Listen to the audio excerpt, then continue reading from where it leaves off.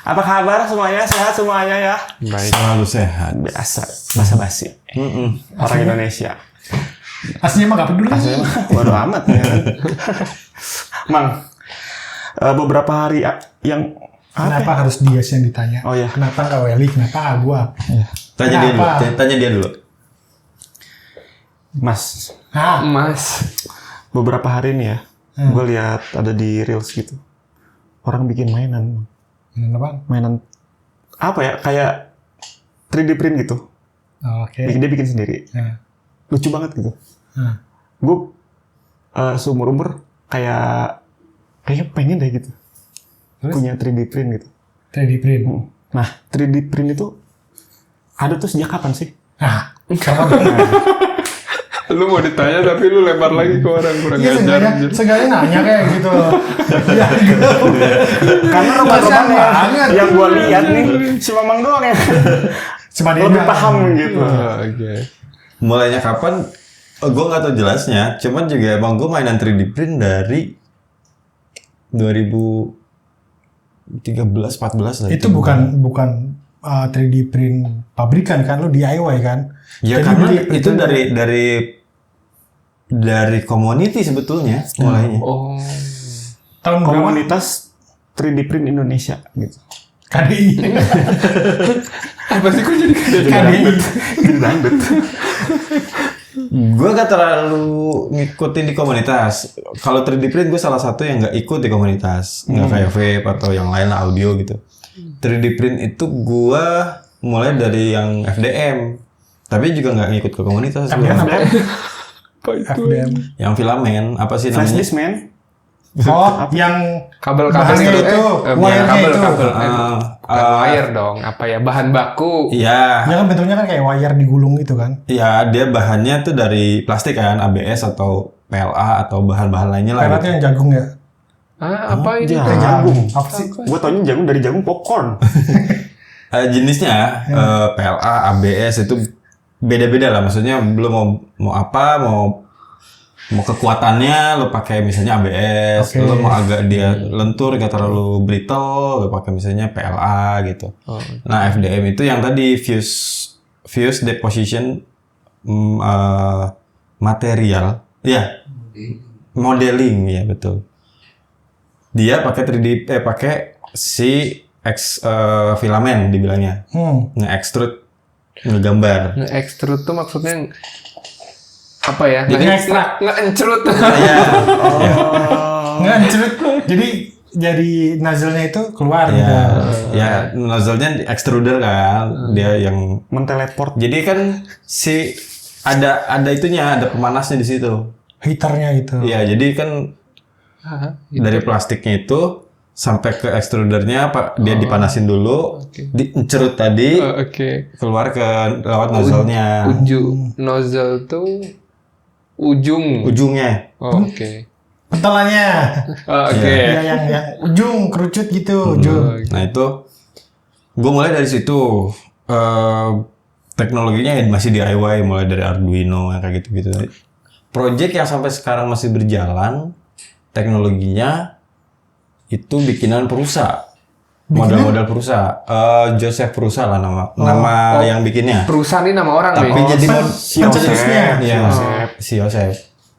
Tahu kan lo? Apa? Anak gang sebelah. Iya. Tapi dia bikin produk, tapi produknya juga benar-benar open source, bisa di Oke. Produknya open source. Salah satunya apa yang lu tahu? Ini Iya, lu pasti tahu lah produknya. Maksudnya emang bisa salah apa satu aja produknya sih? apa aja? 3D print tuh maksudnya bikin apa aja sih? ya macam-macam, apapun itu. Apapun itu bentuknya bisa tuh. Iya, tapi ya selama enggak lo nggak bisa bikin pelek dari situ sih nggak bisa ya. Velg nggak bisa sih. Tapi mungkin kan kalau Pelek. bikininnya doang kayak apa namanya? Yang pertama dibikin itu apa namanya? Karena sebutannya? Apa pertama dia bikin? Kalau lu lagi gen project, prototype. First Prototyping. project. Prototype. Prototype. Iya, misalnya lo bikin apa gitu, terus prototypingnya dulu. Nanti setelah itu pas production lo pakai injection molding gitu kan, yang udah jadi nih apa gitu. Pertamanya pasti pakai 3D print dulu. Tapi FDM dia nggak bisa buat bukan metal, ya plastik kan. Makanya bikin velg nggak bisa lo pakai itu. Gitu. Oke. Yang lain juga ada teknologinya, bahan-bahannya. Yang gue ngikutin dan gue punya lah gitu. Yang resin. Oh, resin. SLA. SLA ya. SLA atau DLP. SLA itu apa? Stereolitografi. Dia pakai laser buat dia kalau nggak salah itu pakai LCD untuk ngegambarin dia per layer. Bahannya pakai resin UV. Resin UV. Pakai cahaya itu ya. Ya, Cahaya UV. Resin yang dia bakal katalis, dia bakal keras saat disinarin UV. Ini tuh 3D printer yang kayak air dari bawah ke atas ya, Betul. bukan dari atas ke bawah, Bukan. tapi dari yang kayak gini loh, yang kayak Jadi, barangnya keluar dari permukaan air gitu kan? Betul. Yang gitu Makin ya. lama makin ke atas nih dia. Kalau Tapi yang 3D print bukannya begitu semua dari bawah ke atas? Enggak, ini yang dari bawah ke atas. Dari atas ke bawah ya? Kebalik. ya dia mulai dari bawah. Semua kan Layer dari per base layer. yang dari bawah kan? Oke.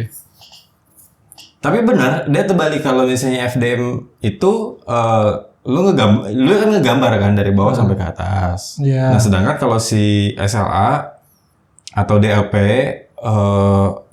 dia ngegambar satu layer, habis gitu dia harus ke atas dulu, turun lagi. Oh, iya. Yang gerak tuh si base-nya. Iya, jadi Oke. Sedangkan kalau yang FDM, Oh, berarti yang gerak tuh yang gini-gininya tatakannya. FDM kan yang gerak tuh si tatakannya kan, tapi dia di situ kan barangnya si hasil 3D-nya. Extrudernya lama-lama naik. Ya. Kalau si FDM, si SLA atau resin lah, kita bilang resin yang printer. barangnya biasanya kebalik. Iya kebalik karena si base-nya yang turun naik lama-lama ke atas. Oke. Ada lagi SLS itu selected sintering, L-nya laser selected laser sintering. Ya coba nanti kalau salah bisa dikoreksi. Iya ya. tolong diitin lah ya. Dia ngelaser tapi materialnya itu tepung bubuk powder. Oke. powder. Jadi dari powder terus jadi keras. Ya dan itu biasanya bahannya bisa juga sampai ke metal. Oh, jadi Barang-barang bubuk besi lah ya. ya. Bisa berarti tadi pelek. Kan gue tadi kan gue ngomongnya FDM dulu nih. Oh, iya. Oke. Rada ngegas ya. Tenang semua. Tapi ukurannya sendiri variatif, Bang. Soalnya kan Variatif. yang Ada gue dari lihat kan kecil. cuman segini ya, maksudnya ya nggak yang gede-gede banget gitu. Kita ngomong dari yang untuk hobis dulu. Oh, hobis ya. dulu. Nah, itu yang gue lihat Bukan mungkin ya. industrial grade ya. Industri gede-gede. Gue pernah lihat di tempat building 3D print gede banget. Segini kayaknya, seruangan ini. Ya karena itu yang kayak misalnya lo, gue kemarin baru bantuin temen, bukan bantuin lah, ya. Gue ketemu pas gue lagi di China, ada yang dari sini, dia lagi emang proses order molding, molding bagian-bagian dari mobil. Oke. Oke. Part mobil kayak. Dia karoseri ya, dia mau desain mobil. Berarti gede dong bendanya itu yang akan di. Iya, ada yang gede, ada yang lebih yang kecil-kecilnya. Dia lagi proses molding, tapi moldingnya itu baru beres kalau nggak salah itu di Agustus kalau nggak salah. Nah dia ke sono lagi nyariin buat 3D print dulu, biar karena butuhnya cuman beberapa unit doang buat kebutuhan yang exhibition mobil di sana di ya udahlah gue bilang gias lah. Buat acara gias dia harus kan mau pameran nih, mau pameran jadi dia butuh cepet ya itu pakai 3D print dulu. Oke, sebelum jauh ke teknologi sekarang, zaman dulu tuh ada tuh kalau lu pernah tahu yang pensil. Oh iya. Iya, kan yang manual kita gambar itu 3D print juga kan? Ya itu konsep Teknologinya. 3D print untuk yang FDM tuh modelnya kayak gitu. Oh, oke. Lu tau nggak? Pensil. Enggak, itu barang mahal pasti pada Iya, zaman dia kan dulu beda. itu barang mahal. Buat Harga beda. nggak masalah, yang penting murah. Kayak lem tembak tuh ya. Ya. Iya, yang tapi kan ada kan yang kayak pensil gitu, kita ngelukis Iya, gitu. tapi kan Tapi kayaknya itu kita bukan- nggak relate ya. Itu bukan Itu buat Kita mainan mentok di apa? anak-anak mahal sih kalau itu. bukan Pensil semua inlet orang atau bisa punya. lagi. Bukan semua orang bisa punya. Iya, maksudnya tapi itu kan termasuk 3D print dan cara kerjanya Maksudnya juga cara kerjanya seperti itu. mirip. Seperti ya kayak lem tembak. Selama ini ketika gue sekolah, gue nggak pernah ngeliat teman gue bawa itu. Maksudnya tuh gitu, gue nggak pernah ngeliat teman gue bawa itu. sorry. Belum have tuh. Belum have. Kan kita orang have. Oh, oke. Selama ini ya gue lihat paling di reels doang. Sama, gue sebenarnya lihatnya di reels.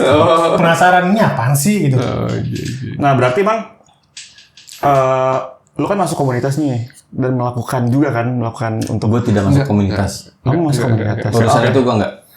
Lu kan berarti melakukan juga untuk 3D Gue waktu modeling. itu kebutuhannya untuk prototyping.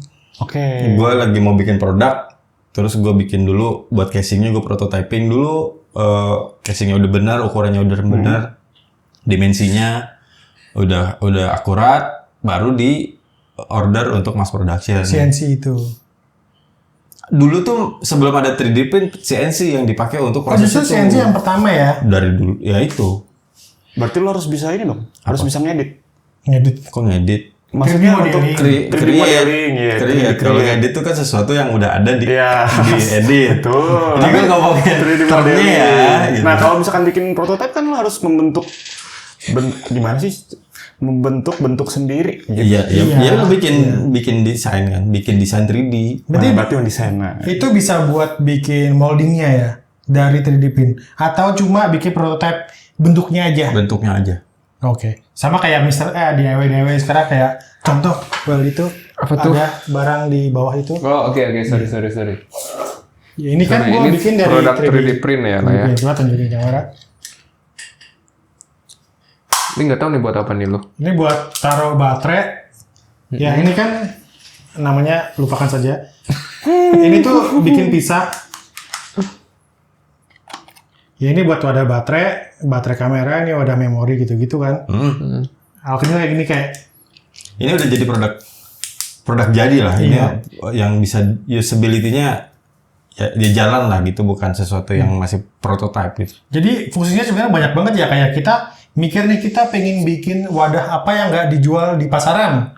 Betul. Bukan produk yang komersil ya. Kayak kita butuh produk apa, pengen bikin apa, ada idenya tapi daripada bikin dari kayu kah atau dari ini kan CNC gitu. iya, CNC. kalau orang bilang dari mika kayak gitu apa dari plastik gitu kan. Atau potong-potong pakai akrilik, potong-potong. Betul, dan juga lebih rapi ya. kayak lem. Iya. Terus juga banyak juga sekarang buat 3D print itu buat gantiin. Gue pernah lihat ada orang pakai Bugatti atau apa. Dia Kok ketinggian gitu? Enggak. Bugatti, oke. Ini ngomongin 3D print-nya. Oh, oke. Dia mau cari spare part, Heeh. nggak dikasih sama Bugatti. Akhirnya dia bikin dulu molding dari 3D print. Oke. Berarti banyak banget yang manfaatnya. Sampai sesimpel kayak gue pernah apa namanya kompor gas bini gue ya kompor gas kita gitu. Kenapa harus bini gue sih? Ya kompor gas gue yang beliin juga gitu. Kompor gas kita si knopnya patah. Ya gue create knop itu. Nah gitu. itu buat gantiin barang yang nggak ada partnya Ya bisa. gitu. Kadang-kadang ya ini yang udah tipenya udah nggak keluar atau kayak gimana. Atau ya nah gue ganti misalnya biar ya dibagus-bagusin atau Si untir-untirannya tuh ya nggak keluar. knopnya aja. Iya bener ya. Kepake juga ya. Si untir-untirannya. Dan juga sekarang kan gue lihat tuh yang lu bikin ada tuh produk lu yang dari resin, keycaps. Oh, keycaps ya. Daripada bikin manual kan itu PR. Ya, jadi Oh, oke. ini apa yang buat mechanical Iya. keyboard keycapsnya kan ada yang macam-macam yang aneh-aneh gitu. Keycaps tuh ini ya yang buat di keyboard itu ada huruf A, W, C, D gitu. Iya. Kayak itu kotak-kotak itu. Ujungnya keyboard. Ya. Nah, saking itunya jadi itu kan barang, ya itu art di situ kan. Jadi kalau dulu tuh orang manual Coiling. Enggak gini tuh. Tangannya begini. carving carving ya apa? Menciptakan. Iya, carving itu mahat. Oh, mahat. Mahat. Tapi kan itu kecil banget ya. Sekarang mereka bikinnya di 3D design dulu. Enak kan di komputer kan lebih gede gitu. Lu bisa manual. Setelah itu jadi di resize ke ukuran yang dibutuhkan, baru di warnainya baru manual. Tapi desain 3D-nya nggak, desain si bentuknya memahatnya itu nggak manual.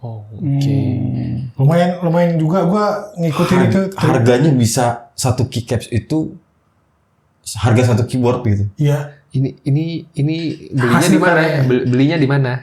Di lokalan banyak. Kalau di luar kayak di Etsy. Artisan gitu. Gue punya deh kayaknya. Gue nggak tahu. Ada di situ. Tapi gue kalau lu kayaknya tahu nggak? Kayaknya. Ini terlalu Terlalu apa? karya. Enggak, itu gue di keyboard gue lu cabut aja dulu. Terlalu hobis banget. Di keyboard gue. Iya. Terus juga gue kan main bikin Dasai Mochi tuh. Ya. Ada file 3D printnya buat case-nya. Case apa nih? Casing si produk itu gitu. Ringan sekali nih. Ya, jangan. Ya, oke. Ini yang Maksud kaki gue masa cabut cabut aja keycapsnya. Nggak usah sama keyboardnya aja. Dia nggak tahu cara gitu. Oh, oke. Berat. Iya itu dia makanya. Nih, Oh, oke. si keycaps ini kan, Gue kayak Tunjukin orang awam kamera. nih. Norak banget aduh, anjir. kayaknya nggak bakal sampai udah kecil banget. Ini kali ya guys. Itu lu bisa lebih agak deketin. Sini nih. Nah, Kedeketan. Ya gitulah pokoknya. Ya. Nanti di foto kalau nggak kelihatan. Gua norak guys, sorry ya. nah ini proses pembuatannya pakai 3D print. Terus manual di paintingnya. Setelah itu pakai resin lagi buat bikin shell-nya. Tapi ada juga yang langsung nggak ada shell-nya, bikin burger misalnya gitu. Atau gambar-gambar kelinci. Bukan gambar, bentuk kelinci. Ini Sesuai dengan keinginan lah. bener-bener bisa ya, tapi kayak misalnya keyboardnya harga 250.000 atau 500.000, ada yang beli keycap satunya harganya 1,5 juta. Iya. Keyboard gua sama keycapnya lah mahal keycapnya. Karena ya gitu, kayak itu kan art ya. Iya. Orang bikinnya benar-benar manual satu-satu gitu. Karena selama ini gue pakai keyboard, walaupun mechanical ya udah just sekedar user pakai aja. Tapi kalau sampai nemu arts kayak gini ya keren juga sih kalau bisa dipakai-pakai Banyak yang bikin, ada gambar sapi, ada yang Emang gambar. bikin ngiler ya? Jadi pengen punya. Sudah, jangan sampai kecebur di dunia keyboard. Nah, Bikin Well sendiri Well. ya itu kalau metode-metode lain banyak yang sampai bisa nge-replace juga bahan-bahan metal, bukan cuma plastik-plastikan kayak gitu. Terus selain untuk hobi sekarang udah sampai ke manufacturing pakai itu. Manufacturing. Mungkin karena lebih efisien juga kali ya. Gua Untuk Presisi. dan kalau lu butuh untuk kuantiti kecil, karena kuantiti untuk molding ya lu tahu sendiri lah. Master moldnya udah berapa harganya, terus molding dulu. lu cetak cuma 100 biji kayaknya sultan banget sih gitu, ngapain juga terlalu iseng. Iya. Dan juga kan sekarang kan banyak banget yang hobis ya. Kita ngomongin yang hobis, yang kecil-kecil yang produk udah jadi kayak Bambu Lab, terus ada merek-merek lain, gue lupa, pokoknya banyak lah. Lu dulu sempat bikin sendiri kan, yang dari komunitas itu, ya tapi lu nggak ikut komunitas. Enggak. Berarti awalnya dari komunitas itu DIY. Iya. Gue bilang komunitas tuh ini community project ya, tapi gue nggak terlalu aktif di komunitasnya. Iya. Oke. Gitu. Gue bilang community project karena ya Joseph Prusa bikin printer, dimulai ya pakai Arduino dulu, ngedevelop firmware-nya. Dimulai dari Arduino. Ya, Oh, baru tahu gue. Arduino Mega, terus juga kalau ke sini pakai ARM gitu Oh kan. iya, gue pakai Nah, itu. sama kayak drone gitu. Ya cuman ntar lah kita bahas drone. Tapi kalau takut kepanjangan kalau gue ngomongin drone lagi. Dimulai dari situ, mulailah banyak manufaktur yang Melihat potensi di situ. ya, dan benar-benar memulai dari project yang perusahaan itu. Oh, Perusahaan. Termasuk yang tadi lu sebutin brandnya. Ini lagi rada-rada ramai tuh di Oh, di di luar si gini, Joseph Prusa bikin barangnya, bikin 3D print-nya, firmware-nya, terus bikin referensi desainnya, desain 3D print-nya ya. Oke. Include sama slicer. Slicer tuh? Slicer adalah alat yang men-slice Memotong. ngiris setiap layer dari desain lo. Oke. Karena kan 3D print kan dia menggambar per layer. Sekali lewat naik, sekali lewat Betul. naik, sekali lewat naik. Nah, dari Oke. misalnya dari ini dia potong. Makanya kayak kelihatan ada serat-seratnya gitu. Nah, itu proses slicing. Oke. Apapun itu butuh proses slicing, mau itu FDM, mau itu SLA, SLS. Apapun bahannya. Apapun teknologi 3D printernya. Perlu melakukan proses slicing. Include si slicernya di open source-in. Sorry, Bambu Lab fork project itu. Fork tuh dia memulai development dari project itu. Menggunakan project itu sebagai base-nya lah. Jadi forking project-nya. Forking tuh kayak apa ya? Memulai project yang udah ada ya. Iya, jadi mau membuat sesuatu dari project Yang yang udah sudah jadi. ada. Iya, gitu. itu udah jadi. Setelah itu komunitas tuh nggak suka sama slicer punya si Bambu Labs.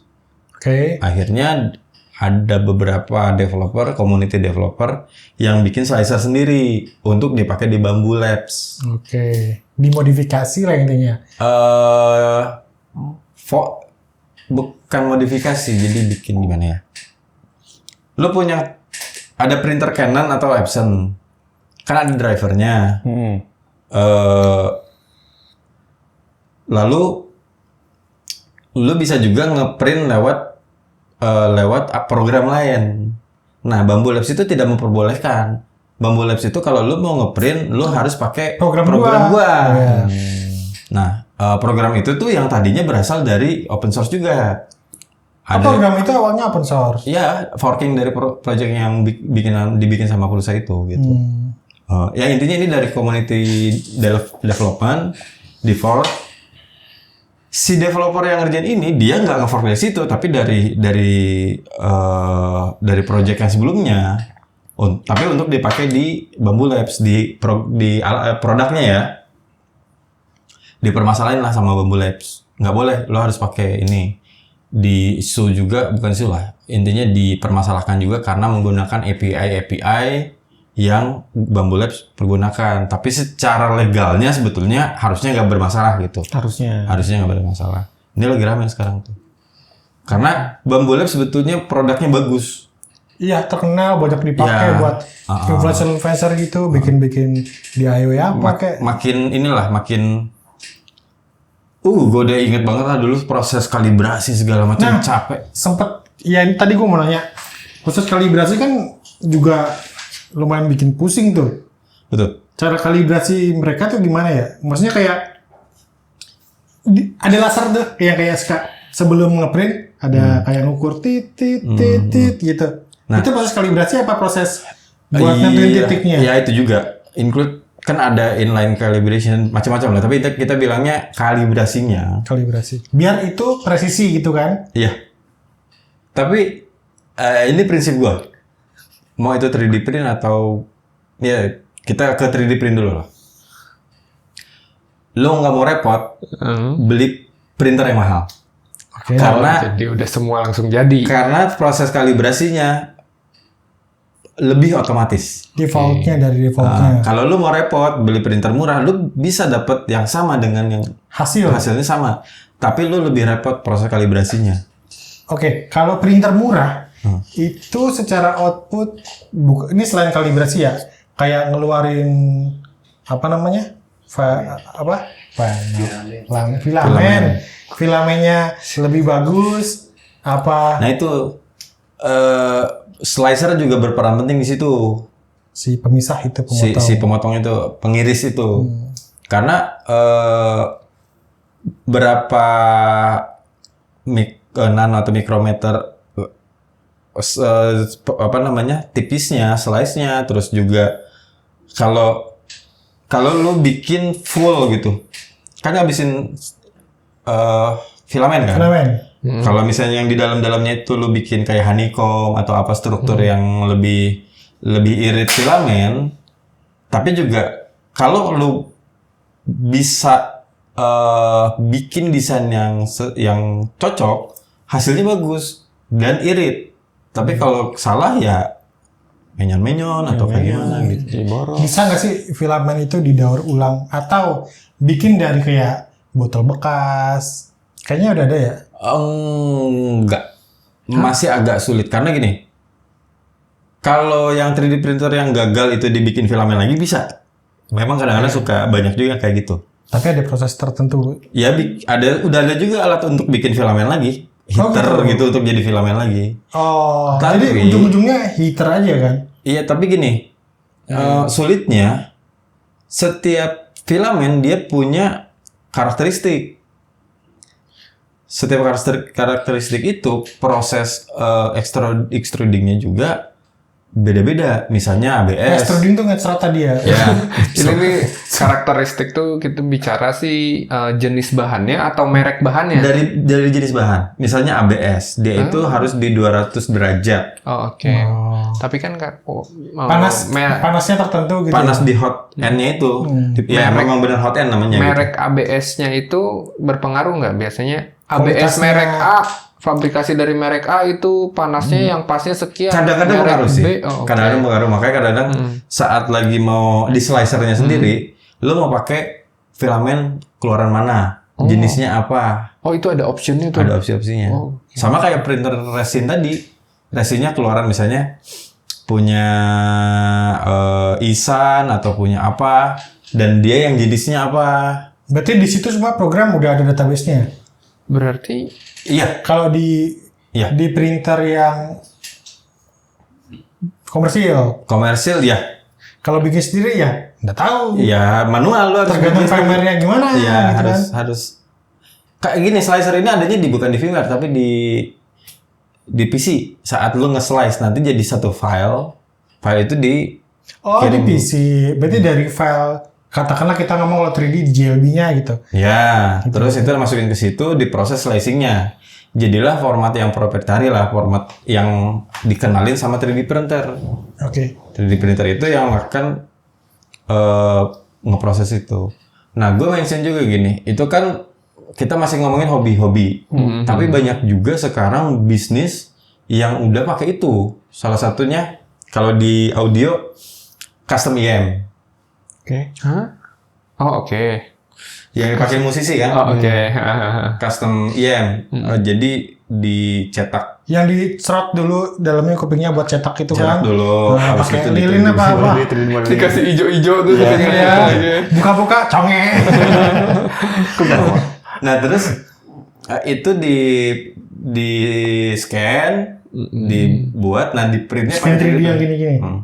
Terus gue dulu gue juga pernah produce juga kan custom EM, tapi masih zaman manual, belum pakai 3D print. Dulu masih 3D print belum bisa untuk Sekecil itu. sekecil itu, seakurat itu lah. Tapi lu repot dong bikin molding kuping orang atau cetak. Enggak, bener Pak. Maksudnya pakai lebih ke konvensional, pakai gelatin Nah. buat proses ngemoldingnya gitu. Tapi yang dipakai tetap sama resin UV itu gitu. Di sisi di dunia musik itu, terus di dunia kedokteran banyak dipakai buat nyetak gigi, buat nyetak oke. prostetik apa namanya, tulang tambahan atau apa. Tulang palsu. Di dunia jewelry dia Apa? Dunia apa? apa sih namanya, perhiasan. Oh, oke. Perhiasan dia buat dulu kan manual tuh, ngegetokin Iya, gitu. dipahat. Kalau sekarang dia pakai resin buat resin UV buat bikin desain dari 3D. Gue lupa nama jenis resinnya, tapi UV juga. Setelah jadi ditaruh di, gampangnya dibilangnya semen putih lah. Oke. emas atau apa nanti disiram ke situ, si resinya hilang. Iya. Kegantiin sama si misalnya mau bikin cincin. Dari situ baru deh finishing. Lebih cepat gitu. Tapi seru sih main 3D print itu kan sekarang juga ada file-filenya. Lu mau bikin panjangan apa di Thingiverse? Oke. Ya, Thingiverse salah satu tempat orang sharing hasil-hasil model bikinan mereka. Desainnya ya. Gue pengen sih bikin dari 3D print nih. Apa Bikin tuh? rumah. Rumah Bisa. udah ada. Udah ada. Yang semen itu yang di Ya, TikTok tuh. bahannya yang keluar dari Yang extrudernya ujungnya itu semen. semen. Udah ada. Oh, udah ada. Udah Oke. Mesinnya segede apa? Gede. Bener gede. Kan rumah kan gede gitu ya. Kan secara logika kan 3D print gini dan lebarnya sekian, tingginya sekian. Berarti bisa menghasilkan sesuai ya istilahnya lebih kecil dari dimensi si printernya kan. Ya. Secara logika seperti itu. Betul. Lu mau bikin rumah, printernya mau berapa kali lipat dari rumahnya? Encerotannya Per ini segede kali ya, apa? per ruangan kali ya. Gini, kan yang perlu itu lu mau nge-extrude sebesar apa? Kita berarti kan anggap aja berarti 10 cm. Kalau lu mau bikin ruangan yang di sini, ya kan ruangannya ini dulu aja yang lu bikin. Jadi dari area luarnya kan, si 3D printernya gitu. Pindah ya pindah. Jadi bukan bener-bener yang gede semua gitu. Oh, tukangnya, jadi ini kayak gua cuma modular nyambung lah doang. istilahnya Iya. gitu. Jadi Iya. satu bagian dicetak gitu ya. Betul. Oh, oke. Tapi gue seneng sih. Nah, gue pengen beli itu bambu lab buat iseng-iseng. Yang gitu. FDM, apa yang mana? Ya pokoknya bambu lab aja. Kadang lu taunya itu yang hype ya. Yang hype. Yang beli bagus. Tapi kan itu kan berarti kalau dari project-project gue download dari Thingiverse kan belum tentu sesuai ukurannya tuh. Betul. Berarti itu masalahnya ada di 3D print-nya kan? Enggak, Apa sesuainya enggak? masalah sesuai itu kan nanti ujungnya di slicernya. Oke. 3D print tuh kayak printer aja dia dapat data matang. Dia nggak ada proses slicing, nggak bisa nge-slice di situ gitu. Di situ tuh di mana, sorry? Di 3D printnya. Oh, oke, di mesinnya ya ini. Di mesinnya. Berarti bukan bicara software atau hardware ya. Waktu itu kita pernah ada episode untuk AI. Kan waktu itu untuk bikin LLM-nya sampai saat ini setahu gue masih dipakai GPU untuk belajar dan jadilah LLM. LLM ini ditaruh di RAM waktu itu kan dijelasin taruh RAM yang ngejalanin kan NPU. Oke. NPU. Ya, nah NPU ini anggapnya Nurul prosesnya ini. Sebel banget. Masa ini dulu. Nurul. NPU itu anggapnya si 3D print-nya. Dia cuma ngejalanin file yang udah jadi.